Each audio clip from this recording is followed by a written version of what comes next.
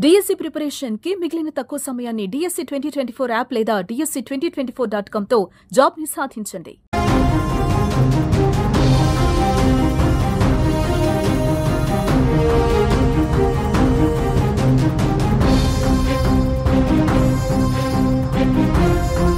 ఆలయాల్లో అపశృతులు తీవ్ర కలకలం రేపుతున్నాయి.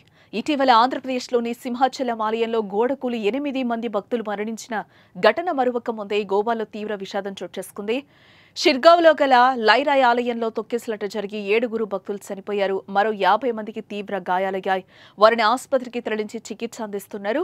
గాయపడిన వారిలో పలువురు పరిస్థితి విషమంగా ఉండడంతో మృతుల సంఖ్య పెరిగే అవకాశం కనిపిస్తోంది. శనివారం తెల్లవారుజామున ఈ ఘటన చోటు చేసుకుంది.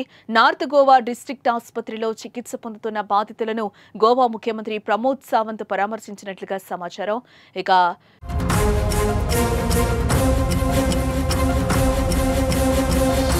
శ్రీలరాయి దేవి ఆలయంలో ప్రతి ఏడాది వార్షిక జాతర నిర్వహిస్తారు. ఈ యాత్రకు భక్తులు తండోపతండాలుగా వస్తారు. పార్వతీదేవి అవతారంగా భావించే లరాయి దేవిని పూజించి తరించేందుకు క్యూ కడతారు. ఈ ఉత్సవాల్లో దొండాచి యాత్ర ప్రధాన ఆకర్షణ. ఇందులో భక్తులు కణకణలాడే బొగ్గులపై నడుస్తూ తమ మొక్కులు చెల్లించుకుంటారు.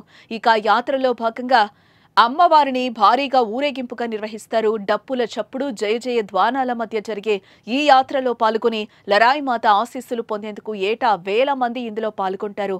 శుక్రవారం ఈ ఏడాది జాతర ప్రారంభం కాగా ఎప్పటిలాగే జనం తరలొచ్చారు.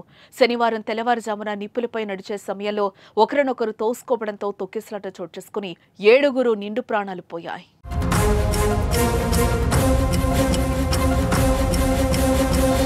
ఎమర్జెన్సీ సర్వీసెస్ సిబ్బంది, పోలీసులు ఘటనా స్థలానికి చేరుకుని పరిస్థితిని అదుపు తెచ్చేందుకు ప్రయత్నించారు.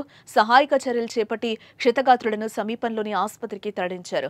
జాతర దృష్ట్యా వచ్చే రద్దీని నియంత్రించేందుకు ఆలయ నిర్వాహకులు ఎలాంటి ఏర్పాట్లు చేయకపోవడం వల్ల ఈ ఘటన చోటు చేసుకుందని అధికారులు అంచనా వేస్తున్నారు.